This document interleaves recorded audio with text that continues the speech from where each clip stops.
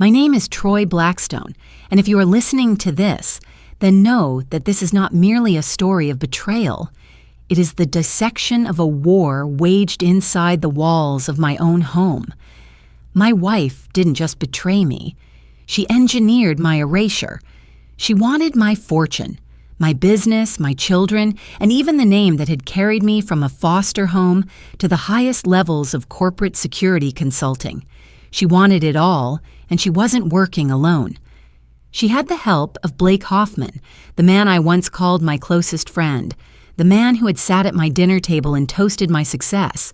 But they made one fatal mistake. The game they were playing was mine.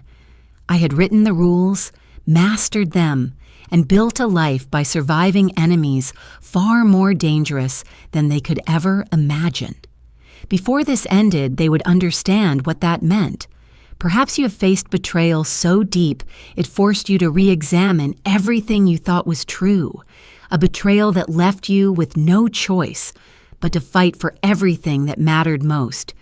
If you have, then you already know the hollow ache that takes residence in your chest, the way trust becomes a weapon wielded against you, and the way silence in the night feels like thunder in your ears. Share your own story if you wish, because sometimes the reminder that integrity still matters, that it can still win against corruption and deceit, is all that keeps us moving forward. I am Troy Blackstone. I am 46 years old, and this is how I turned the greatest betrayal of my life into a fight for truth, justice, and for the only two people who truly mattered, my children, Connor and Madison. On a late night heavy with the hum of machines, I sat alone in the dim glow of my basement office. The servers filled the air with a low, rhythmic vibration, a constant reminder of the digital battlefield where I had always felt most at home. On one of the monitors before me, a high-definition video played on a loop, each cycle cutting a little deeper into my chest. I had pulled it from the depths of Diana's laptop, extracted through encryption she believed impenetrable. She had always underestimated me there, perhaps because she never truly grasped how I had built my life. The footage showed her draped casually across a velvet armchair inside a hotel suite that reeked of wealth. Blake sat beside her, pouring champagne into her glass as though he had already claimed my place. The laughter etched across her face, the way her hand lingered on his arm, the way he leaned in to whisper, all of it formed a portrait of triumph. On her wrist glittered a diamond bracelet I had not bought. The light caught the facets and mocked me with each reflection. And though the video carried no sound, I didn't need it. I read his lips with ease, the same way I had read lips in silent rooms during intelligence briefings years ago, a new life. She smiled as though she believed she had already won. 8 years of marriage, a carefully curated partnership built on ambition, now reduced to pixels flickering across my screen. Diana had always been driven, always eager to climb higher, to surround herself with those who would elevate her standing. But this was not mere ambition. This was calculation, meticulous and cold. Switching the feed, I pulled up a folder I had decrypted the night before, one that felt like hammer blows against the very foundation of my life. Each file was a nail in the coffin of what I had once believed to be love. Encrypted text messages between Diana and Blake scrolled across the monitor, their words devoid of warmth, filled instead with sharp strategy. Blake's arrogance dripped from the screen. The prenup won't matter if we prove he used company resources for surveillance. Your mother's connections will guarantee you custody. And Diana's reply, colder still, seared into me. Connor and Madison barely know him anyway. He chose work over family years ago. We'll make sure they understand that. I leaned back in my chair, exhaling slowly, my gaze drifting across the room. Betrayal was no stranger to me. I had seen colleagues sell confidential data for quick cash, watched clients withhold truths that cost lives.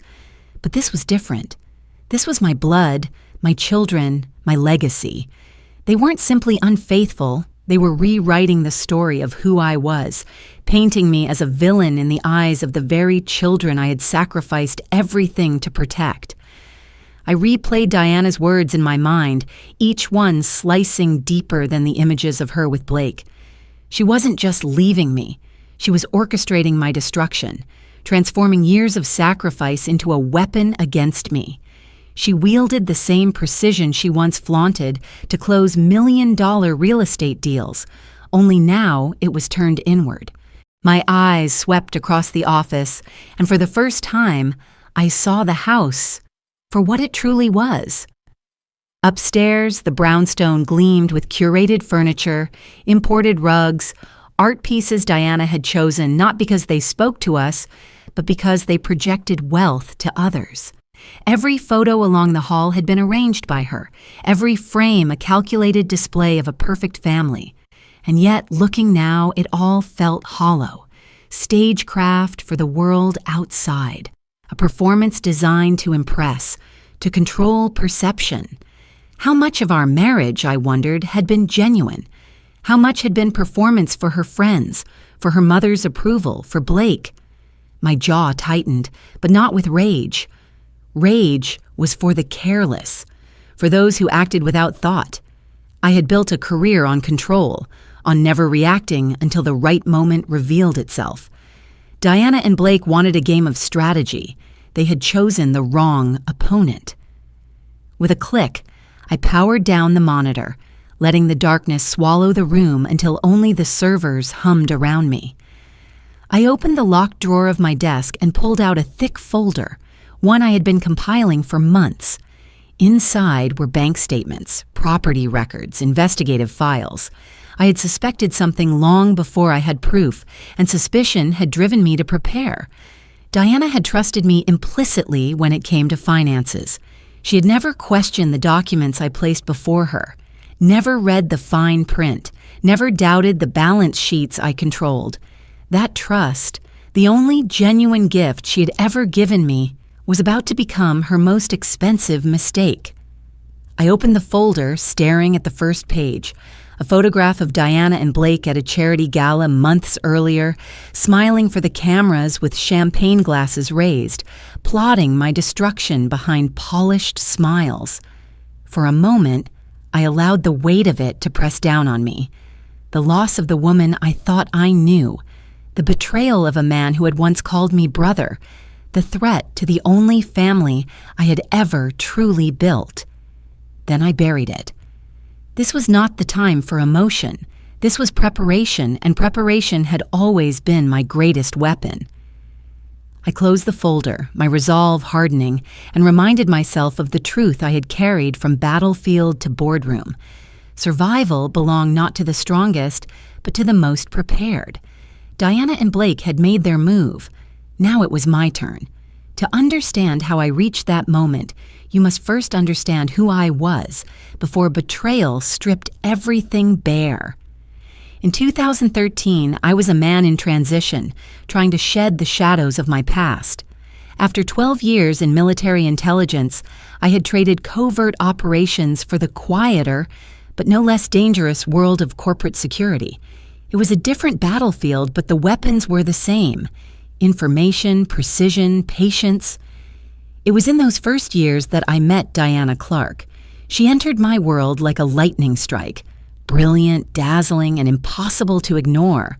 A rising star in real estate development, she lit every room she entered, her confidence magnetic, her ambition intoxicating.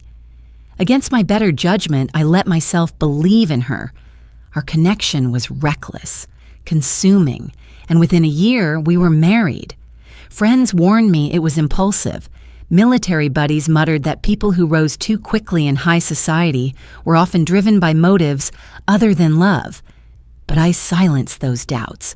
I believed I had found someone who saw past the uniform and the scars it carried.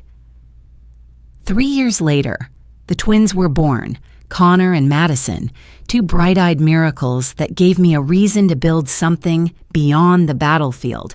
For a time, life felt whole. Diana climbed her social ladder while I secured contracts with high-profile clients.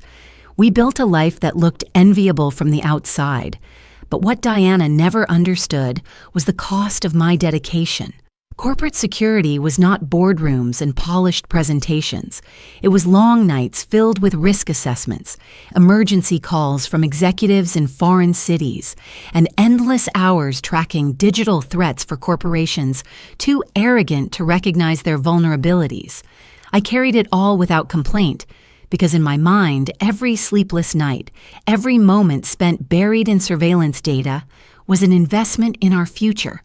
But while I sacrificed, Diana thrived on the spoils. She loved the dinners at private clubs, the charity galas, the prestige of being a wife, admired in every social circle. She loved that her peers whispered that she had married a man who mattered. And slowly, the cracks began to form. Not loud arguments, not outright betrayal, but subtle shadows. Late-night phone calls she dismissed without explanation, business trips she took alone, hushed conversations that ended the moment I entered a room. At first I ignored them.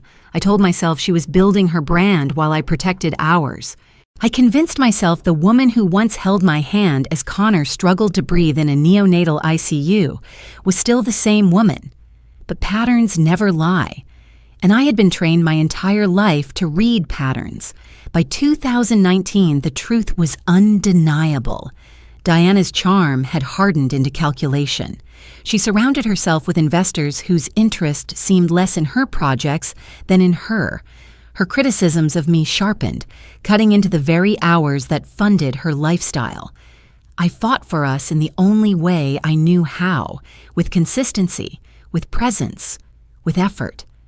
Family dinners, coaching Connor's baseball, reading Madison's bedtime stories, even when exhaustion weighed me down.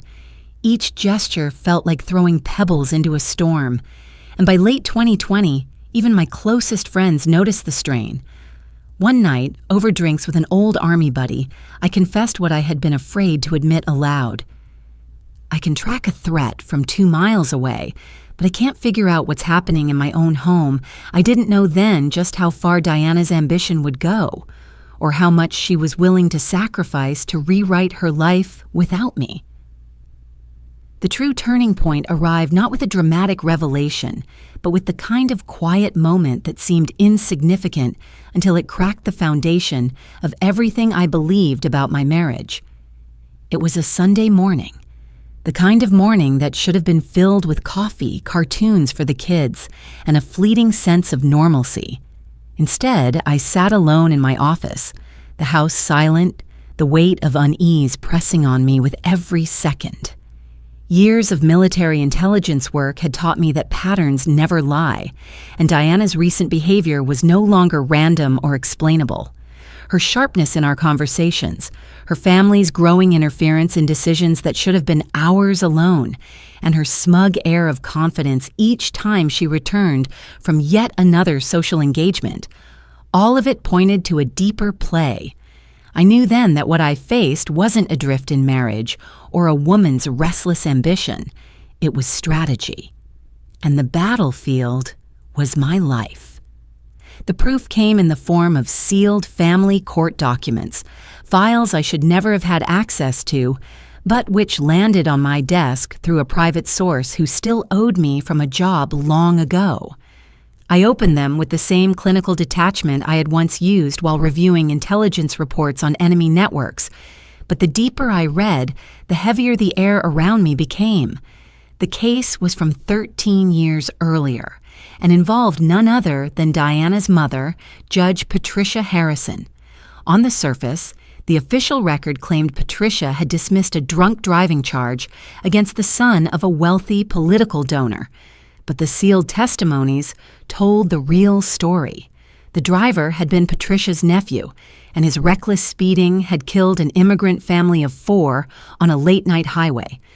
The truth had been buried under layers of legal jargon and sealed by Patricia's power on the bench. It wasn't just a lapse in ethics.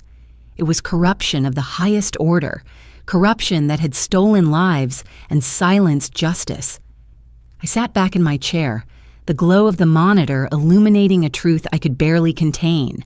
Diana's ambition had always been a reflection of her mother's influence, her idolization of Patricia's authority. But now, I saw the truth clearly. What Diana admired was not strength or discipline, it was power. The kind that could bend rules, crush opposition, and bury sins without consequence. Patricia had built her career on the illusion of integrity, but I now held proof of the rot beneath the surface. And that knowledge was a weapon I could not afford to ignore. My investigation did not stop there. If I had learned anything in intelligence work, it was that leverage must be airtight, and one point of corruption was rarely isolated. For 2 weeks, I operated with the patience of a soldier, piecing together records late into the night, combing through financial transactions, archived photographs, and campaign contributions. Each discovery connected the Harrisons more tightly to their hidden sins. Gregory Harrison, Diana's father, presented himself as a polished hotel magnate, a man whose empire embodied luxury and respectability, but his hands were anything but clean. A careful paper trail revealed donations strategically funneled into the district attorney's re-election campaign just days after Patricia's nephew walked free. Money had purchased silence. Silence had purchased freedom. And together, the Harrisons had purchased an empire of lies. The deeper I dug, the clearer the picture became. For years, Patricia and Gregory had cultivated their influence as if it were a brand: integrity, family values, respectability. But I now possessed the receipts, the documents, and the evidence that could dismantle it all. Yet I didn't rush to unleash it. I understood better than most that leverage, once revealed, loses its strength. I needed the file to be more than evidence. It had to be a sword held over their heads, its weight heavy enough to force their hand, sharp enough to remind them that one wrong move would slice through the narrative they had built so carefully. By the time my work was finished, the folder on my desk was thick with irrefutable proof. Financial ledgers, sealed testimonies, and time-stamped photographs. Each page was a nail in the coffin of the Harrison family's public persona. I kept the evidence close, never speaking of it, never hinting at the truth until the moment arrived.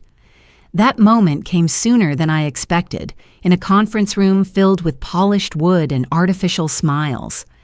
I sat across from Lawrence Keir, a high-priced family attorney with a reputation for arrogance so thick it could choke a man. He slid a thick packet across the table toward me, his grin smug, his tone dripping with rehearsed superiority.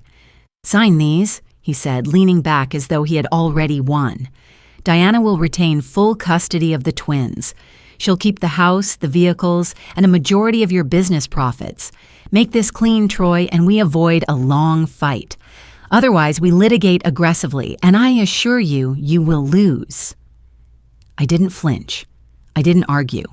Years of combat and strategy had taught me that silence unsettles men more effectively than shouting ever could. I glanced briefly at the papers before setting them down as if they were no more significant than junk mail. The calm in my demeanor unsettled Lawrence. He shifted in his chair, his eyes darting as he searched for anger that never came. Without a word, I reached into my leather portfolio and slid a single envelope across the table.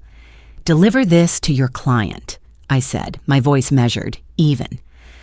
Lawrence frowned, irritation flickering in his eyes. "What is this?" "Just deliver it," I replied, my gaze steady, my tone final. "Tell Diana to read it before she decides how aggressive she really wants to be." Inside that envelope lay a neatly organized summary of the Harrison family's darkest truths. Sealed court documents, photographs of private meetings, bank transfers that painted the clearest picture of corruption. It was not a threat. It was reality in written form, undeniable and devastating. The implication was simple. Push this divorce too far and the empire her family had built over decades would collapse. I stood slowly, gathered my belongings, and left without another word. The weight of silence filled the room, and Lawrence sat frozen, staring at the envelope as if it might detonate. For the first time in months, I felt the balance of power shift back into my hands. The first call came just after midnight. I sat in my study, the glow of my laptop casting shadows across the walls. My phone lit up with Diana's name, but I let it ring until it stopped. Minutes later, it rang again. Blake Harrison this time. Diana's brother, the self-appointed family enforcer. I ignored it too. The third call came 5 minutes later. This time, the name on the screen carried more weight than either of them. Patricia Harrison. I answered, my tone even. "What do you want?" I asked. Her voice was sharp, commanding yet lined with unease. "You think you can threaten me with half-baked accusations?" she demanded. I spoke slowly, deliberately, as though each word were a scalpel. "They're not accusations. They're sealed court documents, verified transfers, time-stamped photographs. You've spent years burying the Moretti family beneath lies, but the truth is still there. And now, so am I." There was silence on the line, broken only by her controlled breathing. When she finally spoke again, her voice had shifted, softening, a quiet plea hiding beneath the arrogance. "What do you want, Troy?" I didn't hesitate. 3 things. Diana withdraws the divorce petition immediately and signs over full custody of Connor and Madison. Blake sells his share of Bennett Security Solutions back to me at the original valuation, not the inflated number he tried to extort. And you, Patricia, resign from the bench quietly before the investigators reach you first. Fail to do any of this, and the Moretti family finally gets justice, and every journalist in this city gets the story of your empire's decay. Patricia inhaled sharply. "You're bluffing," she said. My response was calm, final, unyielding. "You already know I'm not." Then I ended the call, leaving her with the silence she could not control. By morning, the cracks had already begun to spread. I had sent no threats to the media, but I made certain that anonymous tips reached the inboxes of 3 investigative journalists, each one containing enough to raise suspicion without exposing my full hand. I also sent a carefully redacted version of the financial transfers to a trusted contact in the federal prosecutor's office. It wasn't enough to collapse the Harrisons yet, but it was enough to start the clock ticking. Blake was the first to panic. He left a furious voicemail by late afternoon, his voice cracking between rage and desperation, accusing me of destroying everything. Hours later, his tone shifted. He begged for a meeting. I ignored both calls. Diana's mask cracked next. She appeared unannounced at my office, her usual composure shattered, her designer jacket wrinkled, her voice trembling beneath the attempt at anger. "You're ruining us," she snapped, though the fear beneath her words was impossible to miss. "Do you even care what this will do to Connor and Madison?" I stared at her, silent for a long moment, letting the weight of truth settle between us. "I care about them more than anyone in your family ever has," I finally answered. "That's why I'm doing this." By evening, whispers of corruption swirled through the city. News outlets hinted at a long-buried judicial cover-up involving a respected judge. Online forums speculated about impropriety in the Harrison family's finances. For the first time in her long career, Patricia skipped her scheduled court session. She had built a life on control, but now control was slipping through her fingers. Days later, I sat once again in Lawrence Keir's office, the atmosphere suffocating, the tension thick. Diana sat across from me, hands trembling as she gripped a pen. Before her lay the stack of documents that would end it all. Custody agreements, business transfers, property settlements. Each page represented the empire she had fought to control, and each signature stripped it further away. Lawrence, once smug and superior, now looked pale and distracted, his eyes fixed on the table as though the grain of the wood might provide an escape. I sat calm, steady, the silence pressing down on them like a weight. "Are we doing this?" I asked at last. Diana's glare carried the last flicker of her defiance, but her strength had bled away. Her mother's silence after my ultimatum had told her everything she needed to know. Blake hadn't even bothered to appear, and now investigators were circling. She lowered her eyes and began to sign. The silence after Diana signed her name was unlike anything I had ever experienced. It wasn't the silence of peace, nor the silence of despair. It was the silence of an empire crumbling, the stillness that follows an earthquake before the dust finally settles. She placed the pen down with trembling fingers, her eyes avoiding mine, her jaw tight as if holding back both rage and tears. For years she had moved through life with the certainty of someone untouchable, the heir to her mother's legacy, the embodiment of the Harrison family's ambition. Now she sat diminished, stripped of control, her voice muted by the weight of truths she could not erase. Across the table, Lawrence Keir gathered the signed pages with unsteady hands, no trace of his usual smugness left. He didn't look at me, didn't offer a word of bravado, because he knew that the illusion of dominance had been shattered. The room reeked of defeat, and I let the silence stretch until every second carved itself deeper into their pride. That evening, I drove home beneath a sky thick with storm clouds. The city lights glimmered weakly against the rolling darkness, as though even they understood the shadows that had settled over the Harrison dynasty. Connor and Madison were asleep by the time I arrived, their small frames curled beneath blankets that smelled faintly of lavender detergent and innocence. I stood in the doorway for a long time, watching the rise and fall of their chests, the pure rhythm of a life untouched by the corruption swirling outside. It was in that quiet moment that the truth struck me hardest. All of this, every confrontation, every maneuver, every night spent digging through shadows, was never about vengeance for me. It was about protecting this room, this peace, these children who deserved a life not dictated by lies and manipulation. For the first time in months, I allowed myself to breathe fully, to let my shoulders relax beneath the weight I had carried alone. But peace was fragile, and I knew it. The Harrisons would not vanish quietly into the night. Patricia was still a sitting judge, Diana still had influence in the city's social and political circles, and Blake still controlled remnants of business interests that could be weaponized. My leverage had forced them to retreat, but a wounded enemy is often more dangerous than one in full strength. So I remained vigilant.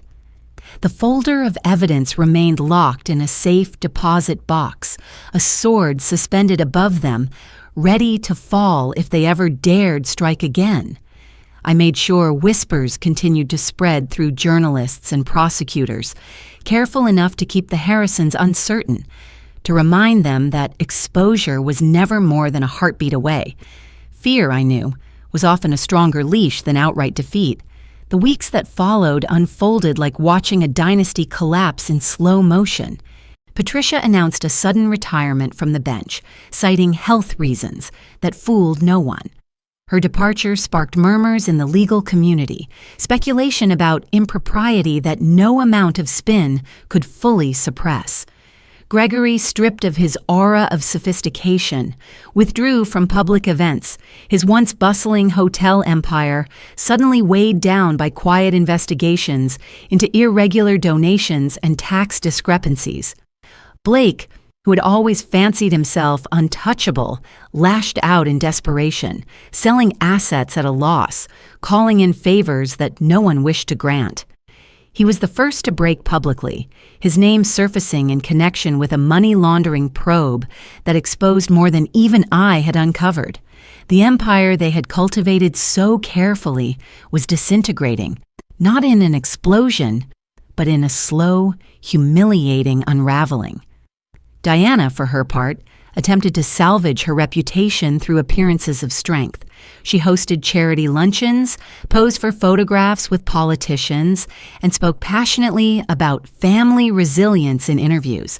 But the cracks showed.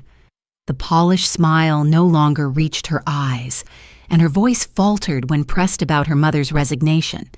Society has a way of sniffing out weakness, and soon invitations dwindled. Whispers replaced admiration, and the glow of respect she had once basked in turned into the cold glare of scrutiny.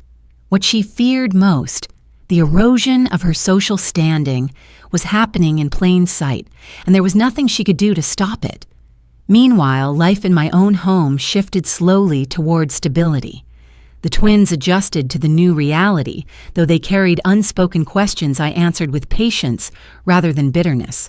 I told them only what they needed to know, that I loved them, that I would always protect them, and that they were safe. At night, when the house grew quiet, I sometimes found myself staring out the window at the skyline, wondering how a life once defined by military discipline and quiet honor had descended into this battlefield of betrayal and manipulation, yet I never doubted the choices I had made. I had fought battles overseas, but none were as personal as this, and none demanded more of me than protecting the innocence of 2 children caught in the crossfire of ambition. It was during one of those quiet nights that I received an unexpected visitor. Blake arrived unannounced, his face pale, his suit disheveled, the swagger stripped away entirely. He stood on my porch in the pouring rain, his eyes bloodshot, his voice trembling. "You've destroyed us," he spat, though the venom lacked its usual bite. I said nothing, only held the door frame as he ranted about lost fortunes, collapsed deals, and his parents' shame. Then his tone shifted, desperation cracking through anger. "You win, Troy. Just leave us something. Don't let it all burn." I studied him for a long moment, the man who had once mocked me as weak, now reduced to a pleading shadow. "I didn't destroy you," I finally said, my voice steady. "You did. I just refused to let you destroy me in the process." I closed the door before he could respond, his figure dissolving into the storm as though swallowed by the night itself. Patricia's fall was slower, quieter, but far more painful for her. Stripped of her title, she faded into the background of society she once ruled. I caught glimpses of her in the news, occasionally, no longer in her robe of authority, but in plain clothing, her expression hollow, her pride corroded by disgrace. For decades she had silenced others with the slam of a gavel. Now she lived in silence herself, haunted by truths she had buried for too long. Diana visited her often, though their bond, once unshakable, was fractured beyond repair. I did not pity them. Justice is rarely gentle, and in their arrogance they had mistaken fear for respect, manipulation for strength. And yet, amid all the ruin, I discovered something unexpected: freedom. For the first time in years, I was no longer tethered to Diana's schemes, no longer walking a tightrope of deceit. My days became defined not by strategy or confrontation, but by the simple routines of fatherhood: packing lunches, helping with homework, teaching Connor how to throw a ball, reading Madison bedtime stories that always ended with her falling asleep against my shoulder. These moments, small to the world, were victories greater than any courtroom triumph or corporate takeover.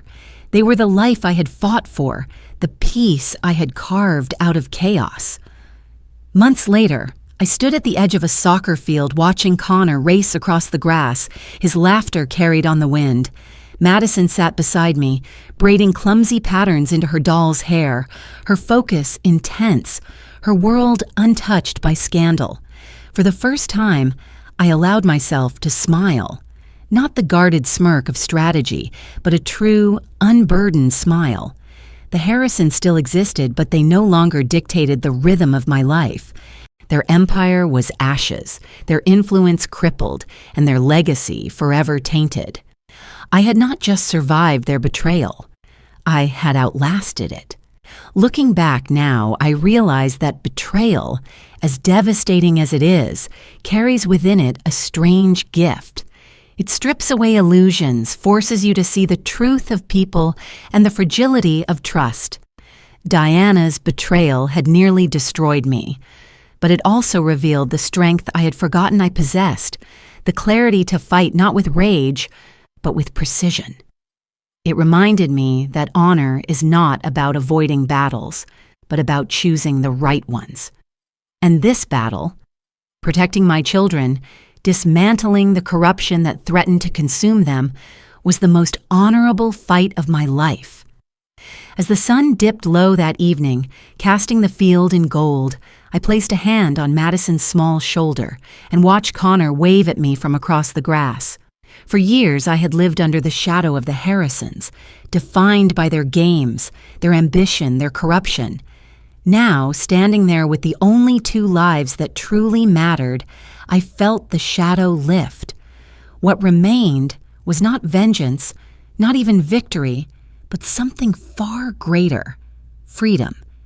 And in that freedom, I finally found peace.